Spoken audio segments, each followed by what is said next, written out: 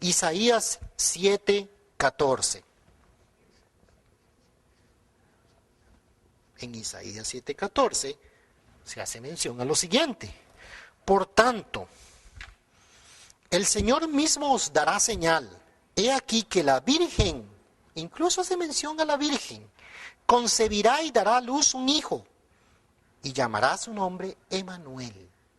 O sea, que habían profecías que hacían mención al nacimiento de Jesús.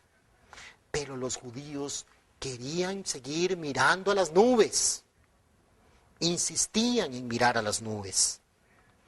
Resulta que ahora, lo más sencillo, para la gran mayoría de los cristianos, no, es que la profecía de Daniel es para la segunda venida. Bueno, ahí cada uno acomoda como quiera, pero resulta que estas profecías se cumplieron en esta época. Tuvieron que haberse cumplido en esta época. Mateo 11:13, porque todos los profetas, lo mismo que la ley, profetizaron hasta Juan. La profecía de Daniel tenía que cumplirse. Entonces, hay una profecía literal. Literal quiere decir real, lo que realmente sucedió.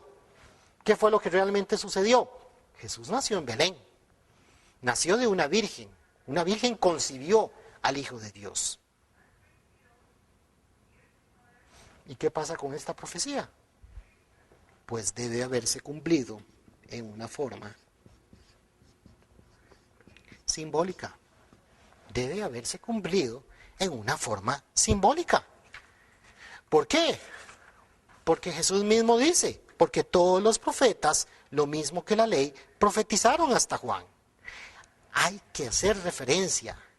¿Cuál es el sentimiento que había en esa época? La gente quería negar al Cristo. Ese no es el Hijo de Dios. El Hijo de Dios tiene que venir en las nubes. Ese nació de una mujer sencilla, cuyo padre era un carpintero. No puede ser él el Hijo de Dios. Entonces, ¿qué pasaba? Y de ahí viene el concepto de anticristos. Esa palabra que da miedo, da temor. Pero si usted lee en Segunda de Juan,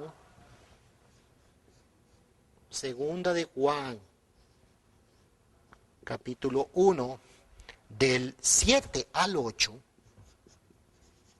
dice, porque muchos engañadores han salido por el mundo que no confiesan que Jesucristo ha venido en la carne. Quien esto hace es el engañador y el anticristo. Mirad por vosotros mismos, para que no perdáis el fruto de vuestro trabajo, sino que recibáis galardón completo. O sea, está hablando de la fe de los judíos. No pierdan el fruto de vuestro trabajo. ¿Por qué? Porque eran gente de fe, gente que practicaba los rituales, que practicaban las costumbres, las leyes mosaicas, de mucha fe, mucho trabajo manteniendo la fe. ¿Pero qué? Negaban al Cristo que había nacido en la carne. Y entonces ellos eran considerados como engañadores y anticristos, los que negaban o no confesaban que Jesucristo había nacido en la carne. Entonces vean qué importante. Jesucristo había nacido en la carne. Daniel insiste en esta profecía y los judíos insisten y algunos cristianos insisten en que esta profecía de Daniel es para la segunda venida. Pues nosotros seguimos acomodando la Biblia a nuestro interés, pues entonces estamos concibiendo la venida de un Mesías que va a ser mi Mesías, no la persona que Dios escoge para ser el Mesías. En eso tenemos que tener cuidado los cristianos. Resulta que para la segunda venida, ahora hablemos de la segunda venida. Para la segunda venida hay dos tipos de profecías. Primero de Tesalonicenses 4, del 16 al 17. Porque el Señor mismo, con voz de mando, con voz de arcángel y con trompeta de Dios, descenderá del cielo, y los muertos en Cristo resucitarán primero.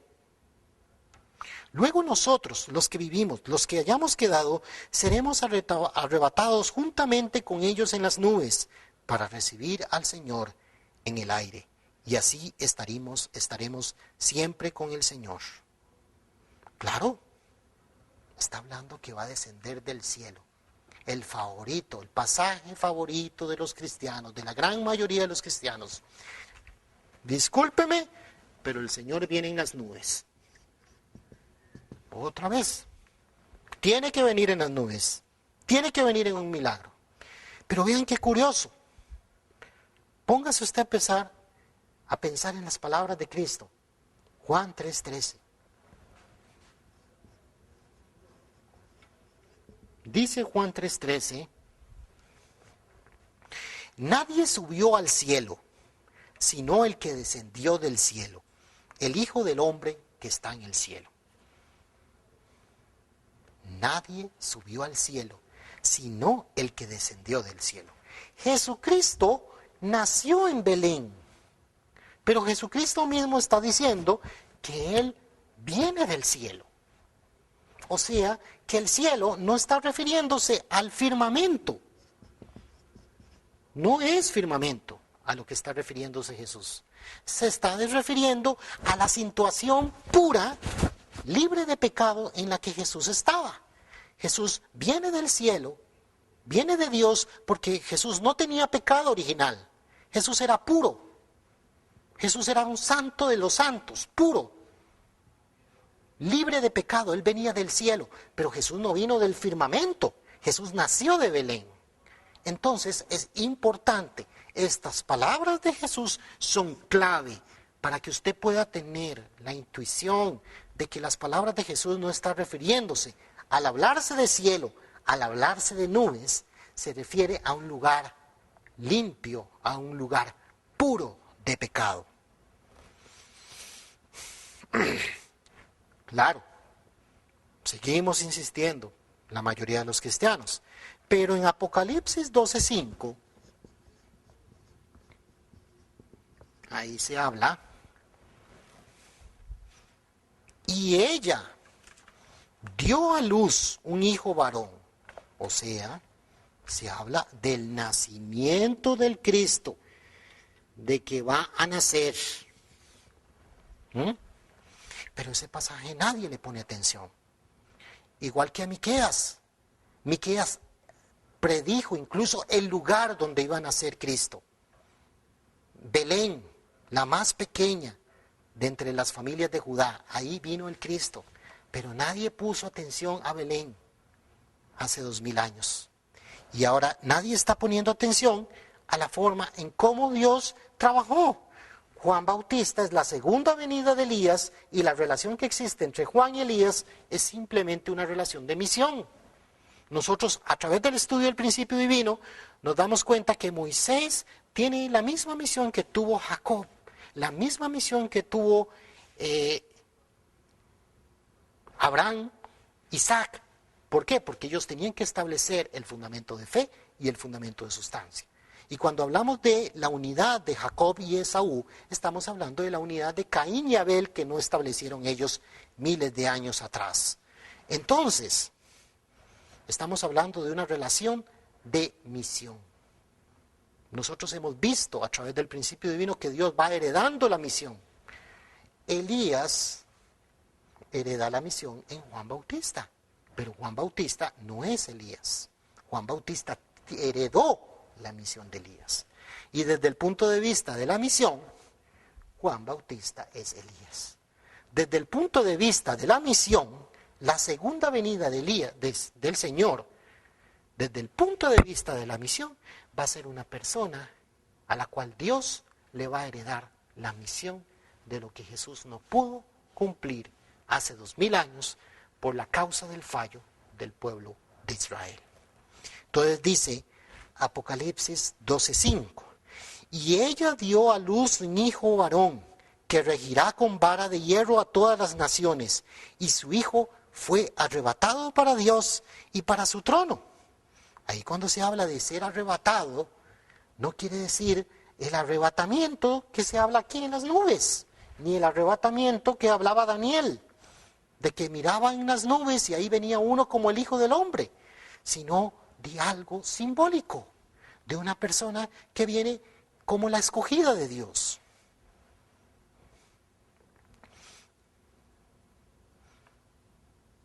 Apocalipsis 17:15.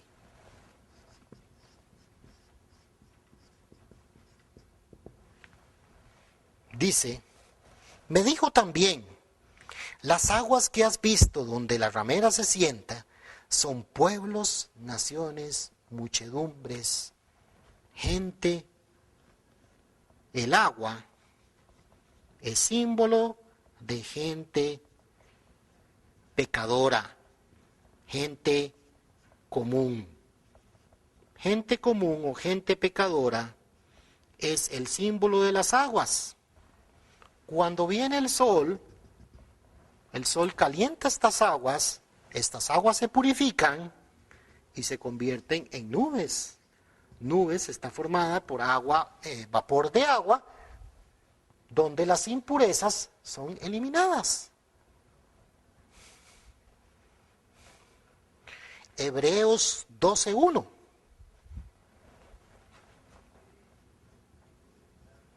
¿Qué dice Hebreos 12:1? Dice, por tanto nosotros, teniendo en derredor nuestro tan grande nube de testigos, despojémonos de todo peso y del pecado que nos asedia, y corramos con paciencia la carrera que tenemos por delante, puesto los ojos en Jesús, el autor y consumador de la fe, el cual por el gozo puesto delante de él sufrió la cruz, menospreciando el oprio, y se sentó a la diestra del trono de Dios. ¿Qué significan nubes? Por tanto, teniendo en derredor nuestro tan grande nube de testigos. Entonces, el símbolo de las nubes son los testigos, aquellas personas que reconocen al Señor y entonces se convierten en testigos. Entonces, aquí podemos hacer un ligamen entre la profecía de Daniel, lo que dice Hebreos y lo que dice Primero de Tesalonicenses. Entonces, cuando estamos hablando de que, por tanto, viendo en nuestro alrededor tan grande nube de testigos, estos eran los testigos, pero ¿hubieron testigos en la venida de Jesús? Pues es una nube que se disipó. Eran los testigos, los seguidores de Jesús, eran los seguidores que al final fallaron, incluso traicionaron a Jesús, porque no fueron testigos de él. Fueron testigos por un cierto tiempo. Juan Bautista fue testigo de que el Espíritu en forma de paloma se posó sobre Jesús y dijo, este es el elegido. Pero eso fue un momento de inspiración para Juan.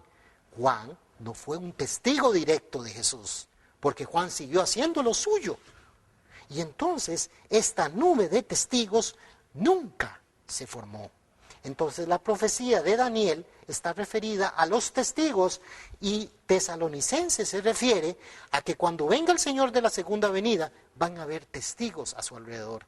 Y esa va a ser la nube del cual va a venir el Señor. O sea, que el Señor debe venir con la gente que esté dando testimonio, que va a ser gente pecadora, que cuando reciba la palabra de Dios,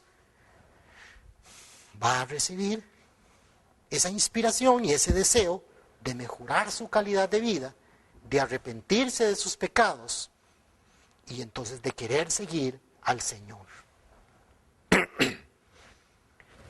Hechos 1, 10, 11. Podemos recalcar aún más leyendo este pasaje. Hechos 1, 10, 11.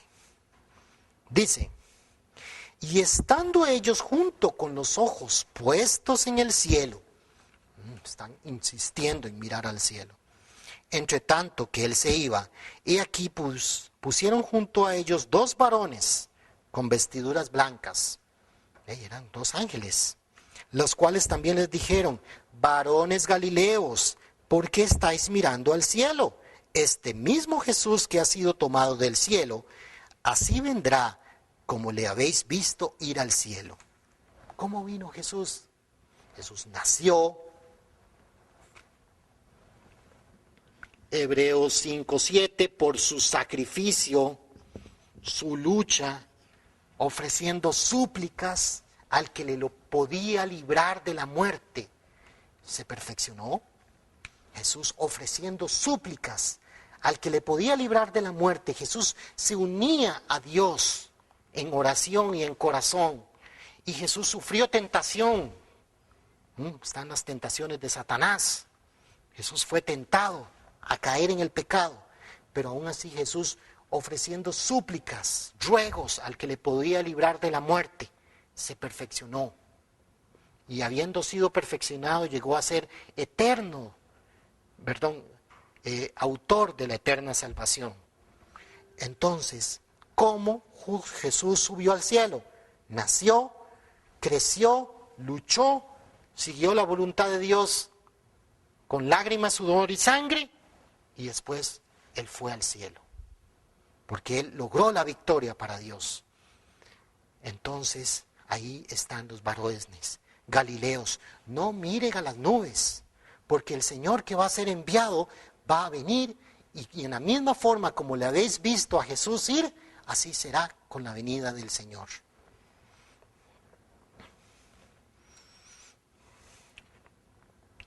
Juan 14, 16, 17.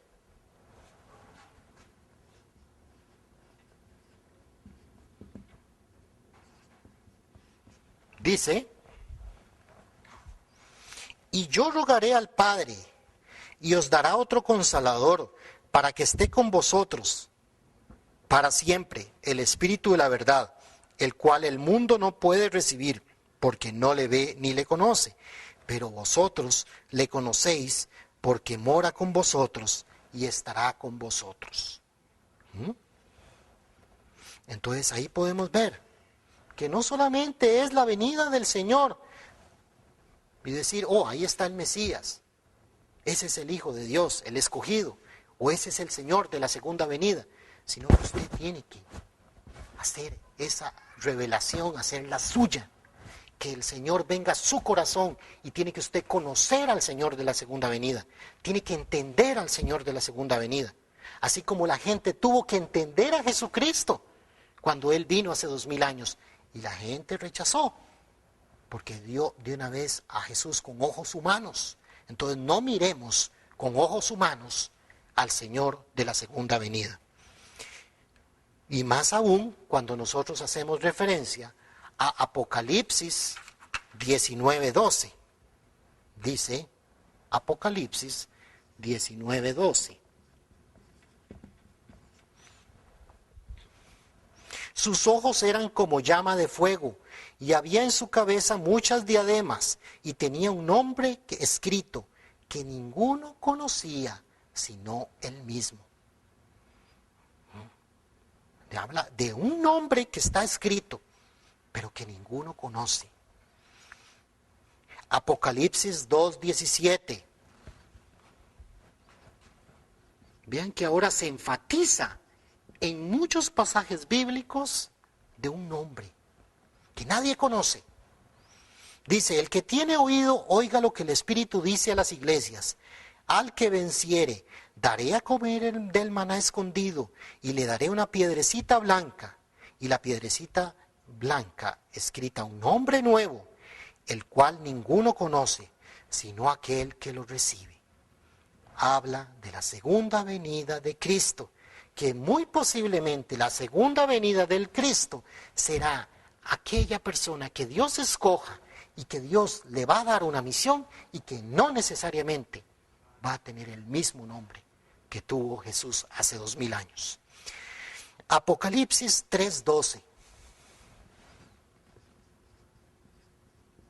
¿Qué dice Apocalipsis 3:12? Al que venciere, yo lo haré columna en el templo de mi Dios, y nunca más saldrá de allí. Y escribiré sobre él el nombre de mi Dios, el nombre de la ciudad de mi Dios, la nueva Jerusalén, la cual desciende del cielo de mi Dios, y mi nombre nuevo. O sea, es enfatizante. Pasajes bíblicos, Apocalipsis 2, 26, 28. Pasajes que enfatizan en que la segunda venida del Señor se va a dar en una nueva Jerusalén y que va a tener un nombre nuevo. Entonces, el Señor va a nacer, tal y como Juan Bautista, siendo la segunda venida de Elías, nació de una mujer y que fue una persona escogida por Dios que heredó la misión que tenía Elías. De la misma forma, Jesús fue al cielo, pero Jesús cuando vuelva va a venir y va a escoger a una persona con la cual Él en espíritu va a trabajar con esa persona que va a tener un nombre nuevo y que también va a pasar por la misma forma en que pasó Jesús. Jesús nació de una mujer y por lo tanto el Señor de la segunda venida va a nacer y va a heredar la misión que Jesús le va a encomendar. Por lo tanto, ¿cómo va a venir el Señor? Por todo el énfasis que dan estos pasajes bíblicos, nombre nuevo y mi nombre nuevo, por lo que hemos hablado de que en realidad lo que simboliza el cielo no es el cielo del firmamento, entonces el Señor no va a venir en las nubes, el Señor va a nacer. Y nosotros podemos incluso enfatizar, cuando venga el Señor de la segunda venida, ¿qué va a enseñar? Lo mismo que enseñó Jesús. Jesús enseñó su palabra. Y dice Jesús, quiero fuego, he venido a echar a la tierra, y que ya quiero que esté encendido. Jesús vino con su palabra, echando fuego. No era que Jesús andaba con un lanzallamas, y toda aquella gente que se arrepentía de sus pecados era purificada y tenían que convertirse en esa nube, en esos testigos. Entonces, lo que dice Lucas, Jesús está enfatizando, fuego que ya quiero que esté encendido. Entonces ahí podemos ver lo que significa las nubes. Y lo que significa el hecho de que en realidad las profecías simbólicas tienen también un segundo objetivo, de proteger al Señor de la segunda venida.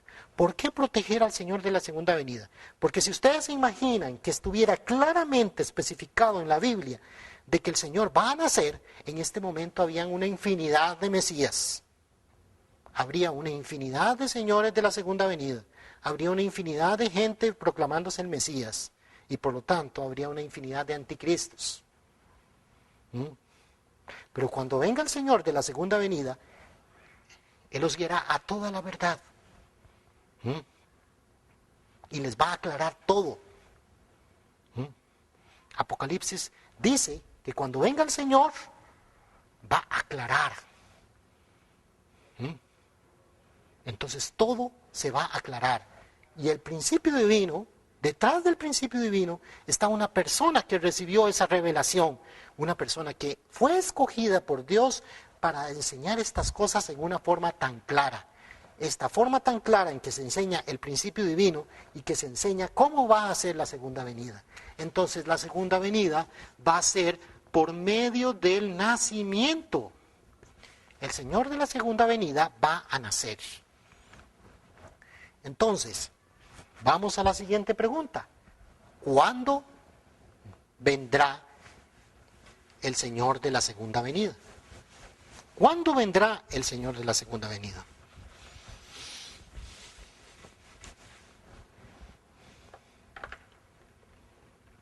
¿Mm? Si usted es una persona conocedora de la palabra, ya sé en cuál pasaje está pensando. Mateo 24:36. ¿Cuándo va a venir el Señor de la segunda venida? Pero el día y la hora nadie lo sabe, ni aun los ángeles de los cielos, sino solo mi Padre. Vean qué interesante, el principio divino, como lo dicen las personas, especialmente pastores que han aceptado el principio divino, pastores cristianos, dicen que el principio divino es bíblico. Porque no se dice nada en el principio divino si no tenga su soporte bíblico. Y se sabe que para proteger a las profecías, para proteger al Señor de la segunda venida, Dios mismo puso en la boca de Jesús estas palabras. El día y la hora nadie lo sabe, ni aun los ángeles de los cielos, sino solo mi Padre. Claro, cuando iba a venir Jesús hace 2000 años, nadie lo sabía, claro. Cuando iba a venir el Señor, cuando iba a venir el Mesías, cuando iba a venir el Cristo hace 2000 años, nadie lo esperaba. Pero llegó la noticia y se anunció. Resulta que Amos 3:7 dice, pues el Señor no hace nada sin que revele su secreto a sus siervos los profetas. Entonces, cuando venga el Señor, el momento en que viene el Señor, nadie lo sabe, pero en el momento en que el Señor va a venir, Dios lo va a anunciar. Y así fue la primera venida. En la primera venida, Dios lo anunció a Elizabeth en Lucas 1:42-43.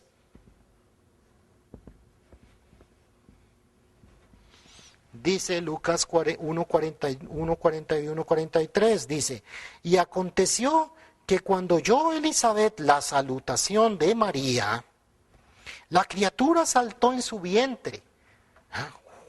El bebé que tenía Elizabeth. Elizabeth era la madre de Juan, y Juan estaba en el vientre, Juan Bautista, y brincó en el vientre. Y Elizabeth fue llena del Espíritu Santo y exclamó a gran voz y dijo, bendita tú entre todas las mujeres y bendito el fruto de tu vientre. ¿Por qué se me concede esto a mí, que la madre de mi Señor venga a mí?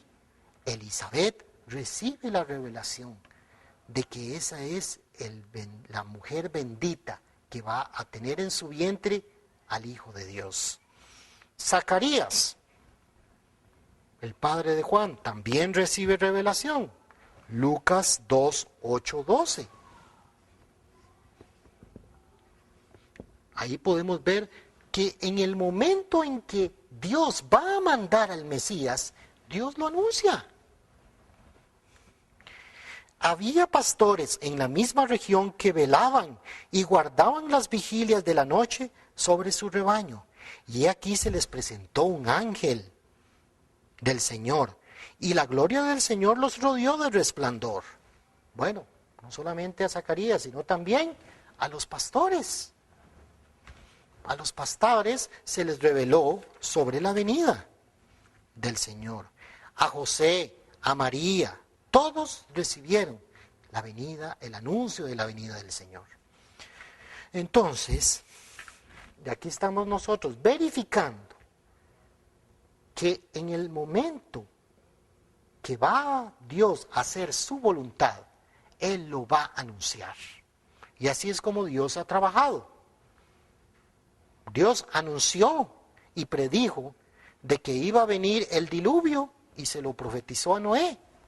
Dios profetizó la destrucción de Sodoma y Gomorra a Lot. Y le dijo a Lot, si Sodoma y Gomorra no se arrepiente, yo los voy a destruir. Sodoma no se arrepintió y Sodoma fue destruida. Dios le profetizó a Jonás, si Nínive no se arrepiente, Nínive va a ser destruida. Jonás fue a predicar, Jonás fue a anunciar, Jonás profetizó la destrucción de Nínive.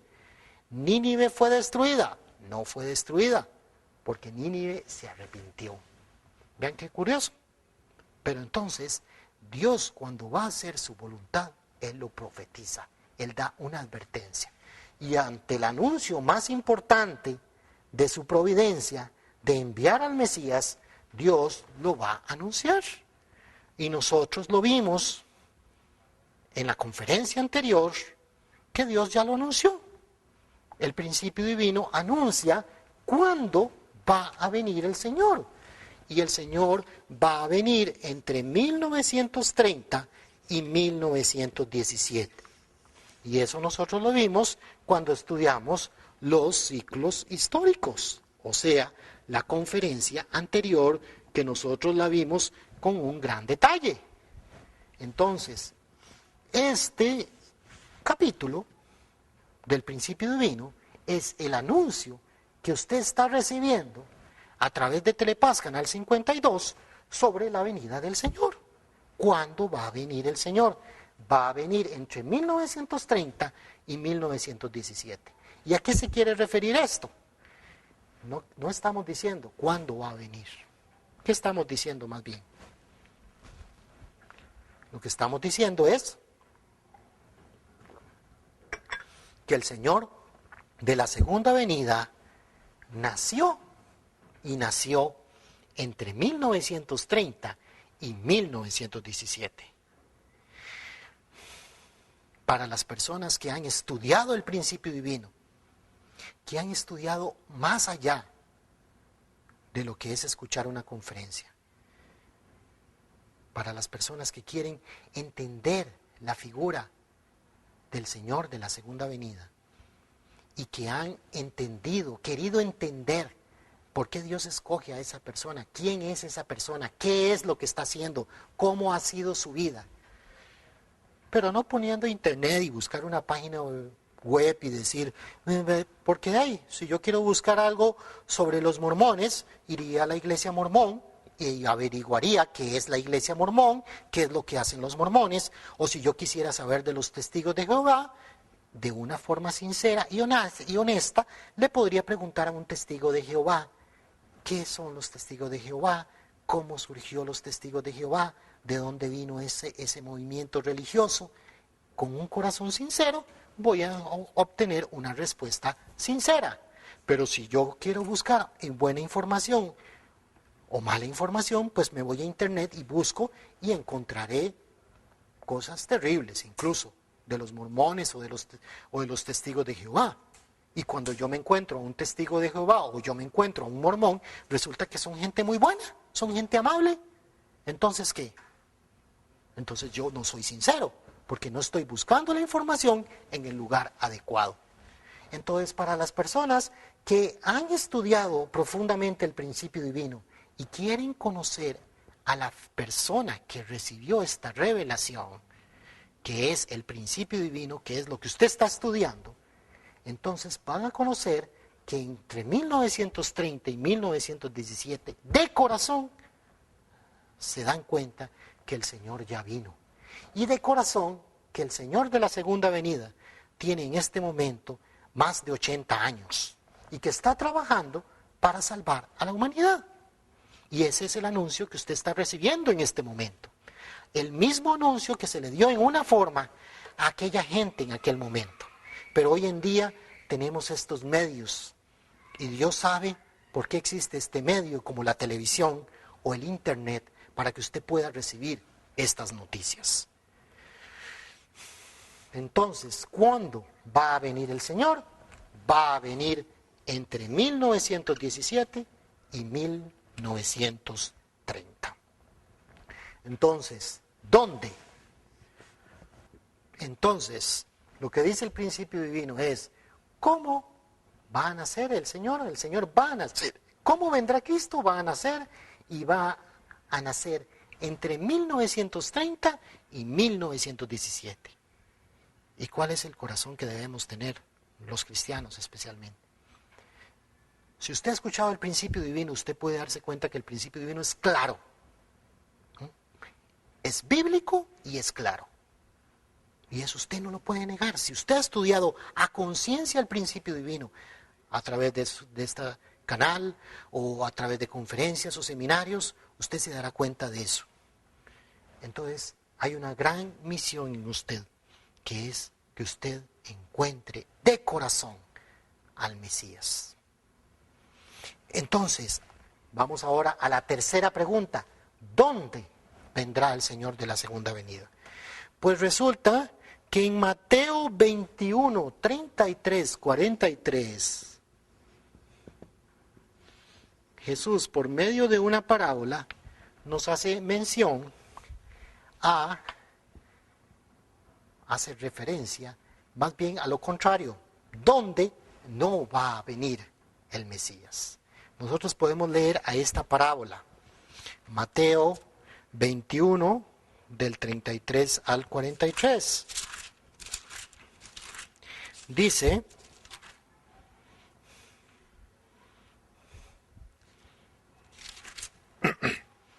oíd otra parábola. Hubo un hombre, padre de familia, el cual plantó una viña, la cercó de vallado, cavó en ella un lagar, edificó una torre y la arrendó a unos labradores y se fue lejos. Y cuando se acercó el tiempo de los frutos, envió sus siervos a los labradores para que recibiesen sus frutos. Mas los labradores, tomando a los siervos, a uno golpearon, a otro mataron y a otro apedrearon. Envió de nuevo otros siervos, más que los primeros, e hicieron con ellos de la misma manera. Finalmente les envió su hijo diciendo: tendrán respeto a mi hijo. Dios está diciendo: tendrán respeto a mi hijo. Mas los labradores, cuando vieron al hijo, dijeron entre sí: este es el heredero, venid, matémosle y apoderémonos de su heredad. Y tomándole le echaron fuera de la viña y le mataron. Cuando venga pues el Señor de la viña, ¿qué hará a aquellos labradores? Le dijeron: a los malos destruirá sin misericordia y arrendará su viña a otros labradores que le paguen el fruto a su tiempo. Jesús les dijo: ¿nunca leísteis en las Escrituras? La piedra que desecharon los edificadores ha venido a ser cabeza del ángulo. El Señor ha hecho esto y es cosa maravillosa a nuestros ojos. Por tanto os digo, el reino de Dios será quitado de vosotros y será dado a la gente que produzca los frutos de él.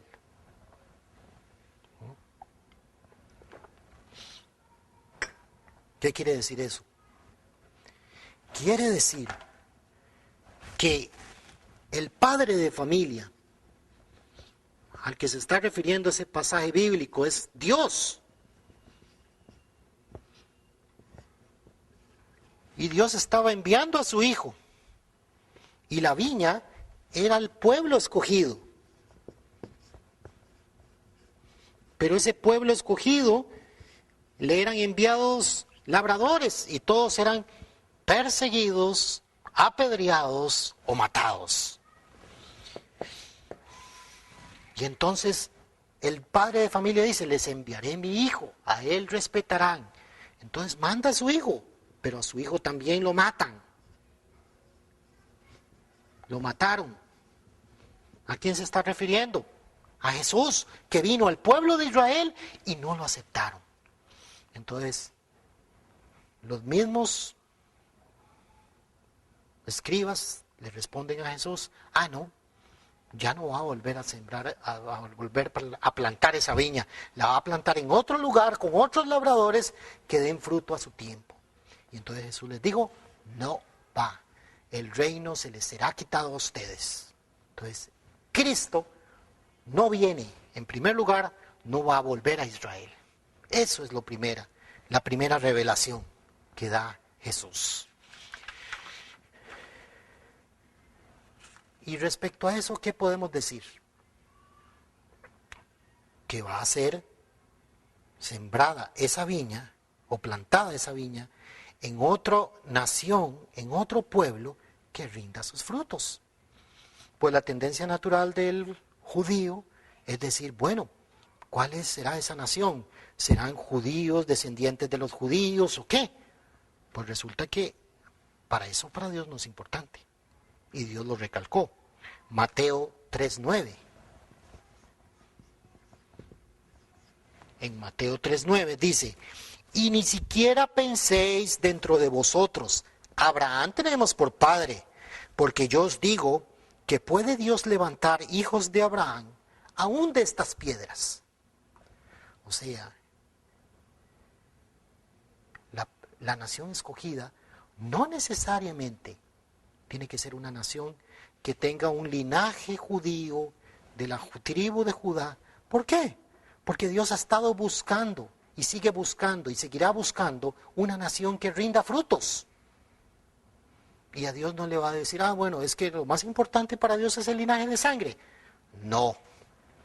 Romanos 9:6. Claro que sí es importante, pero no es lo más importante. Una nación como Israel, que Dios cuidó, que Dios la mantuvo separada, pues era para prepararla en el sentido de recibir al Señor. Pero aquí dice, en Romanos 9:6, que no todos los que descienden de Israel son israelitas. ¿Por qué? Porque la palabra Israel significa victorioso en la fe. Aquellos que sean victoriosos en la fe van a ser las personas que reciban al Señor de la segunda venida. Y que por lo tanto, Jesús recalca que el pueblo de Israel perdió su calificación de ser la nación elegida por el hecho de haber rechazado al Señor, por el hecho de haber rechazado a Cristo hace 2000 años. Entonces nosotros podemos ver qué referencia hace la Biblia.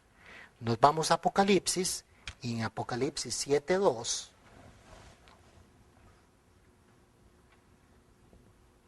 dice, y vi otro ángel que subía de donde sale el sol, teniendo el sello del Dios vivo.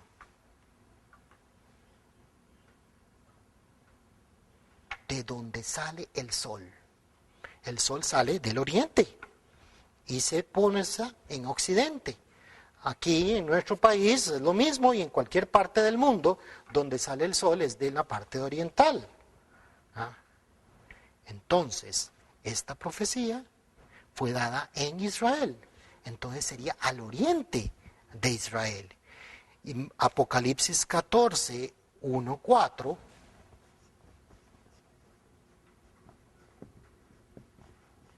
dice, 144,000 que tenían en su nombre y el nombre del Padre de él escrito en sus frentes, el sello del Dios vivo. El sello del Dios vivo es el sello del Señor de la segunda venida. Y de donde nace el sol sería al oriente de Israel, sería el lejano oriente. Y que esa nación que va a ser escogida va a ser una nación que rinda sus frutos a su tiempo. Pues, ¿cuándo va a rendir sus frutos esa nación? En este tiempo. Tendríamos que ver de entre las naciones del lejano oriente, curiosamente, hay una nación que ha rendido muchos frutos en el cristianismo. Y esa nación es la nación de Corea. Porque dentro de las naciones del lejano oriente está China, está Japón y está la nación de Corea. Y dentro de estas tres naciones, la nación que ha rendido más frutos dentro del cristianismo es la nación de Corea. Nosotros podemos hacer mención de que Japón, en una población de 100 millones o más, de más de 100 millones de personas, el cristianismo es muy pequeño. Entonces Japón no tiene un fruto de cristiano, del cristianismo. Y recalco, El principio divino lo recalca. Estamos hablando del cristianismo. El Señor de la segunda venida debe venir al cristianismo, porque el cristianismo es la que debe recibir, es la nación escogida, es el pueblo escogido, y dentro de ese pueblo debe Dios preparar una nación sobre la que va a venir el Mesías. China siempre ha estado ocupada por comunistas. Incluso en gran parte de la historia de China, o en la gran mayoría de la historia de China, no se ha permitido la religión. Entonces China no ha tenido un fruto en el cristianismo. Sin embargo, Corea del Sur, en una población más de 30 millones de personas, hay casi 5 millones de coreanos que son cristianos. Entonces, ahí podemos ver nosotros que Corea es la nación que ha rendido frutos dentro de las naciones del lejano oriente, dentro de lo que nosotros estaríamos hablando, de esa profecía de Apocalipsis 7:2, donde vi otro ángel que subía de donde sale el sol. De donde sale el sol, quiere decir del lejano oriente, teniendo el sello del Dios vivo, que es el sello del Señor de la segunda venida. Entonces, la nación de Corea es la nación sobre la cual va a venir el Señor de la segunda venida. Recordemos la profecía de Miqueas. Y tú, Belén, la más pequeña entre la familia de Judá, de ti vendrá el Hijo de Dios. De un pequeño poblado, Belén, el más pequeño dentro de la familia de Judá. Corea, a pesar de ser una nación relativamente pequeña, curiosamente, estratégicamente, Corea tiene una importancia muy grande.